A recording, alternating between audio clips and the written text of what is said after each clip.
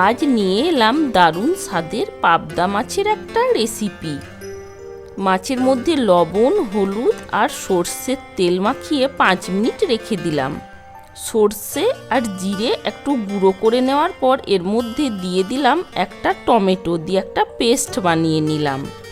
সামান্য তেল দিয়ে লবণ আর হলুদ মাখিয়ে রাখা মাছগুলো উল্টে পাল্টে ভেজে তুলে নিলাম।